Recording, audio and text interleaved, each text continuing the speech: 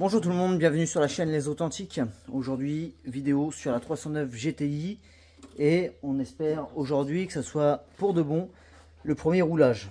Donc il faut savoir qu'on a eu quelques soucis auparavant. On a eu un problème de pompe à essence, on a eu un problème de radiateur, de démarreur, on a eu un problème de quoi d'autre? Peut-être de boîte aussi, mais ça après. Oui, alors au niveau de la butée, peut-être que la butée avait été mal mise. Je pense. On a galéré par rapport avec les cardans. Et puis voilà, là normalement, je ne vais pas nous porter la poisse ou autre. Un capteur de pression d'huile aussi qui va être à changer. Ouais, capteur de pression d'huile. Mais il y a plein de petits points qu'on va vous mettre à la suite, dans cette vidéo-là. Là, on va repartir de zéro, c'est juste pour faire un global que là, dans cette vidéo-là, on fait sûrement le premier roulage du véhicule. Donc c'est parti, voilà, abonnez-vous, mettez la petite cloche de notification, notre petit compte Instagram est juste en dessous, et puis merci à vous, voilà, à très vite. À la dernière vidéo, on avait fait le premier démarrage de l'automobile, les gars devaient installer le radiateur, juste ici, le radiateur là, faire tout ce qui était la purge, et là vous avez découvert qu'il y avait eu encore quelques péripéties, quelques problèmes. Il y a une durite qui sort à 22 mm de diamètre. D'accord. Pour aller à du 10 mm. C'est les tuyaux de chez PSA qui se faisaient d'origine, mais qu'aujourd'hui ça ne se fait plus. Donc il a fallu trouver une solution adéquate, enfin une solution durable. Enfin, je sais pas si c'est très durable, mais il fallait trouver une solution de toutes les façons. Et donc j'ai trouvé un raccord de plomberie. J'ai acheté un raccord de plomberie. Donc qui avec une entrée en 22 mm et une sortie en 10 mm. Ça c'est d'Orige, on déconne? D'Orige ils font un tuyau comme ça? Non, du tout. Bah, non mais dans le sens où ça sort en 22 vraiment. Et d'accord. Ouais, d'origine c'était ouais, c'est incroyable mais chiant. Parce que du coup ça se fait plus. Ouais bah je comprends, ouais, bien sûr. Mais du coup voilà, on va voir si ça dure, mais normalement c'est pas de raison. D'accord. Et du coup voilà, un raccord. Ensuite voilà, on a essayé de faire la purge et déjà on avait du mal à la faire démarrer pour commencer.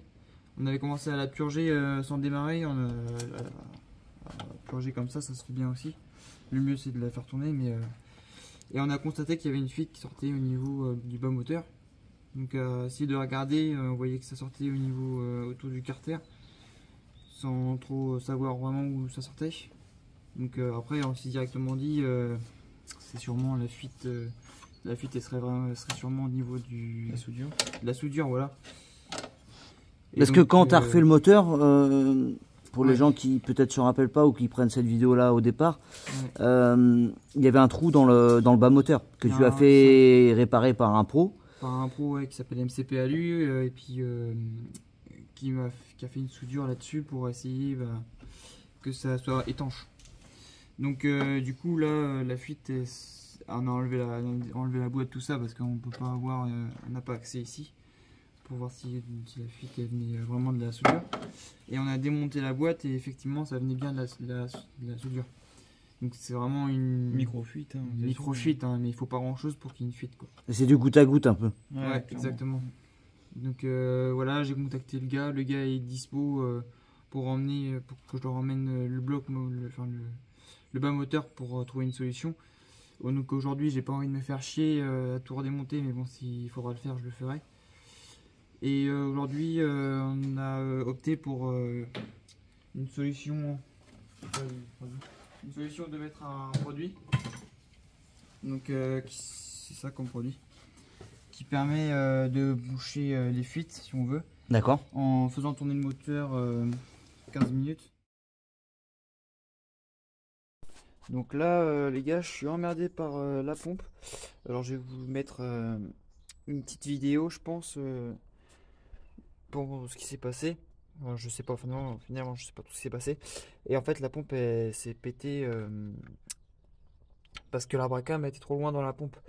Donc en fait à réfléchir un petit moment, un long moment d'ailleurs. Donc c'était la pompe d'origine que j'avais commandée. Et en fait, à réfléchir, en fait, il manquait une cale en fait. Et donc l'arbre à cam elle était beaucoup trop loin dans la pompe et la pompe, elle a mangé ses morts comme on dit. La pompe, je dois la voir. Elle doit être encore dans la voiture. Donc voilà la pompe. Donc je sais pas si on va bien voir. Surtout à l'intérieur. Elle est fissurée de 3 côtés quoi. Donc la pompe était à peu près que j'en mette ça un petit peu en place. Vite fait. Elle était comme ça quoi. Et donc à l'origine tu vois. Elle est à peu près comme ça. Sauf que celle-là c'est pas la bonne parce que le piton il est pas assez long. Et donc voilà, elle a mangé, c'est mort. Donc du coup maintenant je me dis bah où est-ce qu'elle est la gueule en fait. Et vu que je suis quelqu'un d'hyper médiculeux tout ça, et bah ouais, je l'ai mis à la poubelle. Donc heureusement que j'ai pas acheté des poubelles, mais voilà, j'ai vidé toute la poubelle. Et donc voilà sur quoi je tombe. La cale qui manque. Donc tant mieux je vais dire. Il n'y a plus qu'à racheter une pompe d'origine et puis en avant Gagan.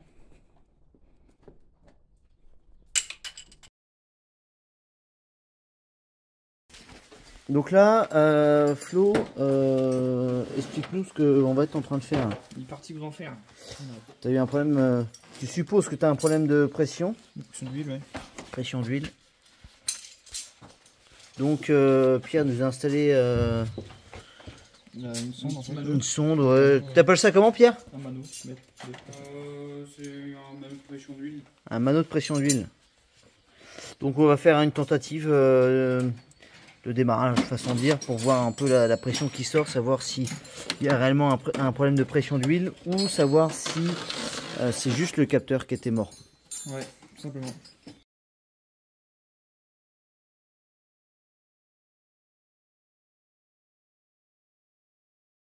Bon, nous sommes quelques temps après.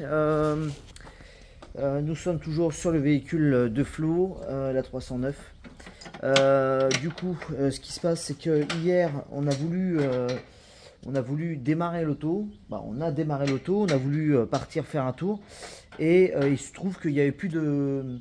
Les vitesses ne passaient plus en fait. Les vitesses passaient, mais quand on lâchait l'embrayage, rien ne se passait. Donc là, ce qu'on va faire, on va démonter la boîte, voir si l'embrayage est bien remis correctement, si la butée n'est pas tombée, voilà, voir s'il n'y a pas quelque chose qui a déconné à un moment donné. Donc voilà.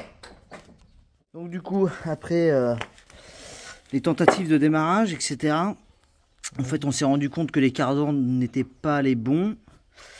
Donc nous voilà à changer les cardans et on est obligé de changer tout ce qui va être les fusées, disques, étriers, etc. Donc voilà, ça continue, ça continue. Si c'est celui-là. Bon, du coup, Mange c'est mort. on a changé donc les fusées. Ouais, c'est un peu ça. Fusée disque. Donc on a repris les fusées, les disques de la GT. Et l'étrier, c'est resté sur l'étrier de la GE de base. C'est vraiment un tas de fumier. Donc même punition pour l'autre côté, et puis c'est parti. Ça fait la punition. On va déjà voir, ouais, déjà si ça démarre, si tout est bien branché. Et après, tu mets un petit coup de première.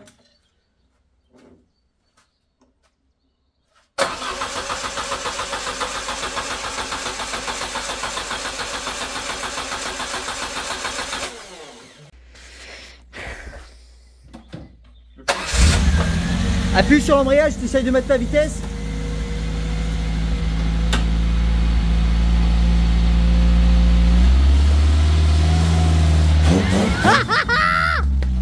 Bah, marche arrière, tranquille. Allez, quel beau grand mort. Ah, c'est bon ça. Bon, bah, c'est bon. Bon. Ah, c'est incroyable.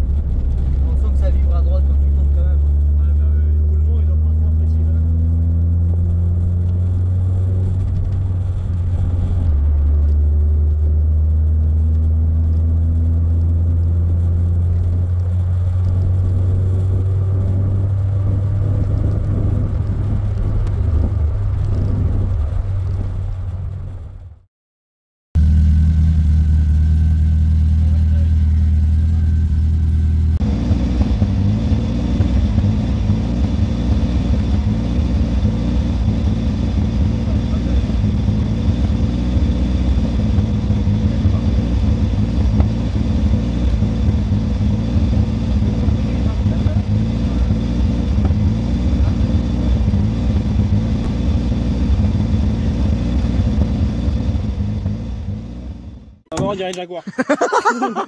Abonne-toi, fais pas l'aveugle.